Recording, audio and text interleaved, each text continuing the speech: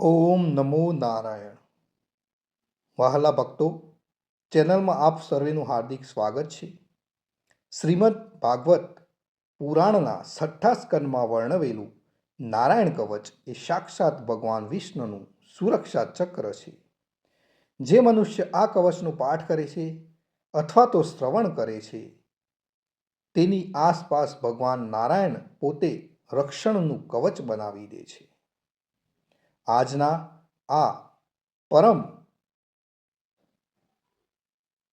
પવિત્ર પાઠને શરૂ કરતા પહેલાં જો તમે અમારી ચેનલ ઉપર નવા હો તો ચેનલને હમણાં જ સબસ્ક્રાઈબ કરો અને બેલ આઇકન દબાવો, જેથી આવા જ આધ્યાત્મિક અને કલ્યાણકારી વિડીયોની માહિતી આપને મળતી રહે. ચાલો આ દિવ્ય યાત્રામાં જોડાઈએ અને પુણ્યના સહભાગી બનીએ. પાઠ શરૂ કરતા પહેલાં સૌ સાથે મળીને શ્રી હરિના ચરણોમાં એક પ્રાર્થના કરીશું.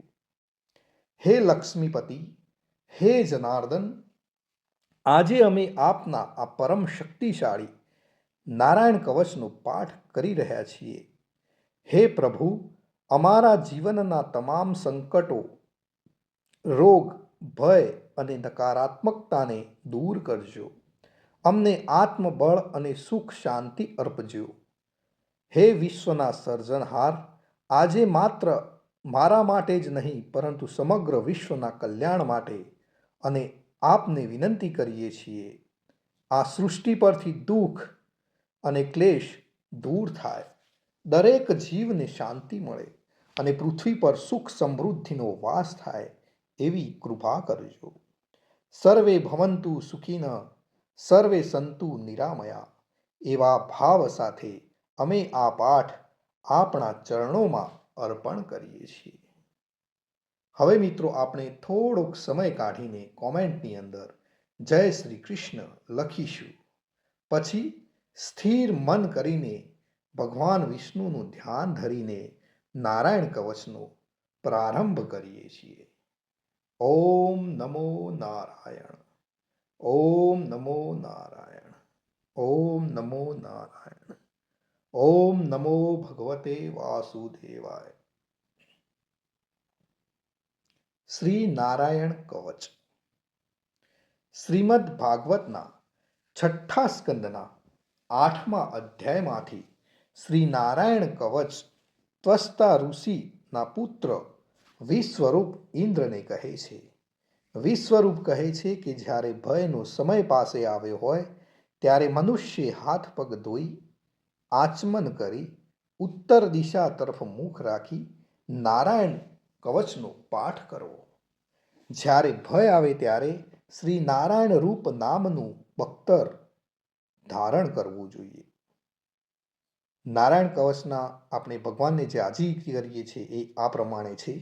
ગરુડની પીઠ પર ચરણ કમર ધારણ કરનારા, 8 સિદ્ધિઓવાળા, 8 બાહુઓવાળા અને તે 8 બાહુઓ વિશે શંખ, ચક્ર, ઢાલ, ગદા, બાણ, ધનુષ તથા પાસને ધારણ કરનારા શ્રી હરિ મારી સર્વ પ્રકારે રક્ષા કરો. જળમાં મત્સ્ય અવતારધારી ભગવાન જલ તંતુઓથી તથા વરુણના પાસથી મારી રક્ષા કરો. માયાથી બટુક બનેલા વામનજી સ્થળમાં મારી રક્ષા કરો. શ્રી વિશ્વરૂપ ત્રિવિક્રમ ભગવાન આકાશમાં મારી રક્ષા કરો. જેના અઠાસ્યથી દિશાઓ ગાજી ઉઠી હતી અને ગર્ભિણીઓના ગર્ભ પડી ગયા હતા તેવા નૃસિંહ ભગવાન દુર્ગ, વન અને યુદ્ધ ભૂમિમાં મારી રક્ષા કરો. પોતાની દાઢથી પાતાળમાંથી પૃથ્વીનો ઉદ્ધાર કરનાર ભગવાન યજ્ઞમૂર્તિ વરાહ માર્ગમાં અમારી રક્ષા કરો. પરશુરામ ભગવાન પર્વતોના શિખરોમાં મારી રક્ષા કરો અને ભરતના મોટા ભાઈ રામ ભગવાન તથા લક્ષ્મણ ભગવાન પ્રવાસમાં અમારી રક્ષા કરો. ઉગ્ર ધર્મ અને પ્રમાદથી નારાયણ મારી રક્ષા કરો. નિંદાથી નર ભગવાન ને યોગ ભ્રષ્ટ થતા યોગેશ્વર દત્તાત્રેય ભગવાન અમારી રક્ષા કરો. ત્રણેય ગુણોના સ્વામી ભગવાન કપિલ કર્મબંધનથી મારી રક્ષા કરો. સનંતકુમાર કામદેવથી મારી રક્ષા કરો. હયગ્રીહ ભગવાન રસ્તામાંથી જતા અને દેવોને પ્રણામ ન કરવા રૂપી અપરાધમાંથી મારી રક્ષા કરો. હે દેવર્ષિ શ્રેષ્ઠ મુનિ નારદ ભગવાન, ભગવાનની પૂજામાં જે કોઈ વિઘ્ન નડે તેનાથી મારી રક્ષા કરો. અને કૂર્મ અવતાર શ્રી હરિ સર્વ પ્રકારના નરકમાંથી મારી રક્ષા કરો. અયોગ્ય ખોરાકથી બનવાન ધન્વંતરી મારી રક્ષા કરો. જીતેન્દ્રિય ભગવાન ઋષભદેવ કામ ક્રોધ આદિના ભયથી મારી રક્ષા કરો. યજ્ઞ અવતારી ભગવાન લોક અપવાદથી મારી રક્ષા કરો. બલભદ્ર ભગવાન મનુષ્ય તરફથી થનારા ઉપદ્રવોમાંથી મારી રક્ષા કરો. અને ક્રોધાવેશ સર્પગણોથી શેષ ભગવાન મારી રક્ષા કરો. ભગવાન વેદવ્યાસ અજ્ઞાનથી મારી રક્ષા કરો. આ પાખંડીઓના ટોળામાંથી ભગવાન બુદ્ધ મારી રક્ષા કરો. ધર્મની રક્ષા કરવા માટે અવતાર લેનાર ભગવાન કલ્કી આ કાળના મળરૂપ કળિયુગથી મારી રક્ષા કરો. હે કેશવ ભગવાન પ્રભાતમાં ગદાથી મારી રક્ષા કરો. હે વેણુધર ભગવાન ગોવિંદ આ સંકટ કાળમાં મારી રક્ષા કરો.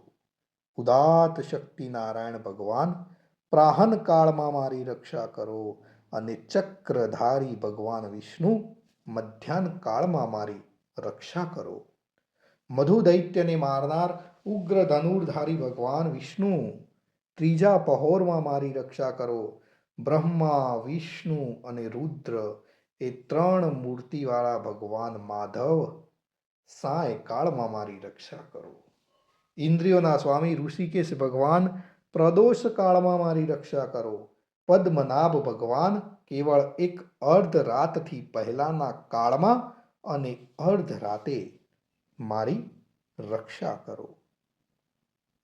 શ્રી વત્સસિંહધારી ભગવાન એવા ઈશ શ્રી વિષ્ણુ પાછલી રાતે મારી રક્ષા કરો.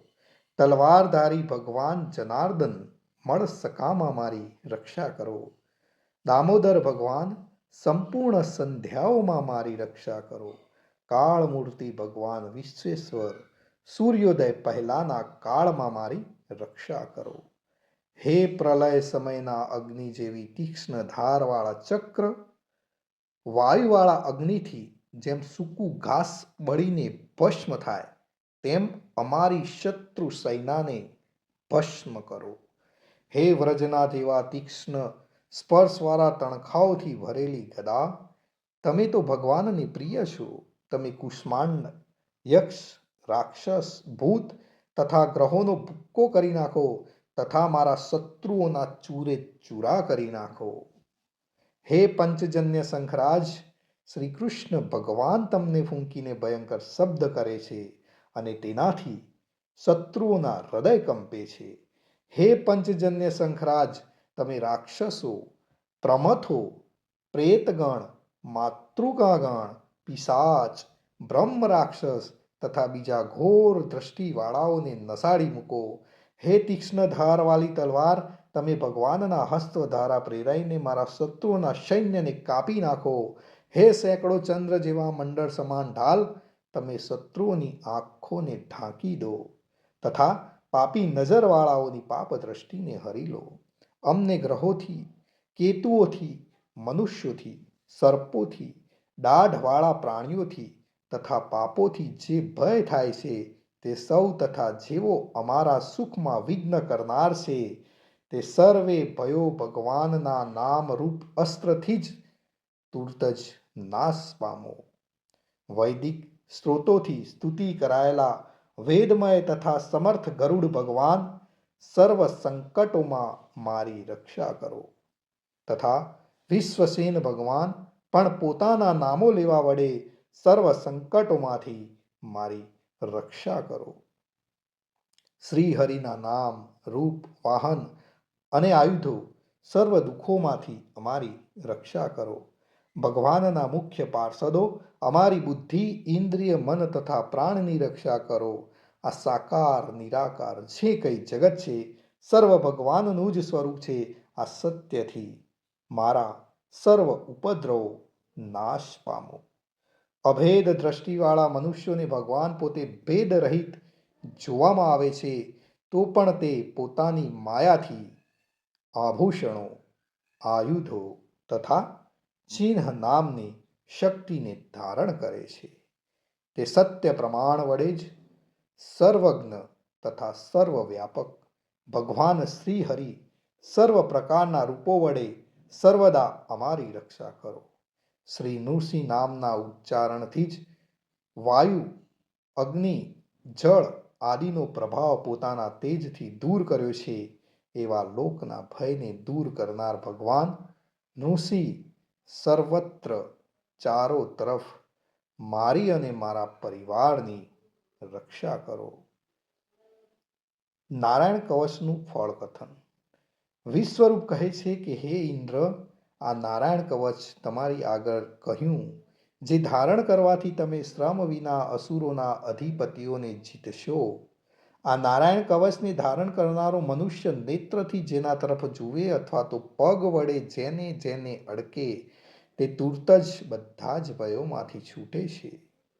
આ કવચ ભણનાર પુરુષને કોઈ દિવસ રાજાઓ તરફથી, ચોર તરફથી, ગ્રહો થકી, વ્યાઘ્ર આદિ તરફથી, બીજા કોઈ તરફથી કોઈ પણ પ્રકારનો ભય રહેતો નથી.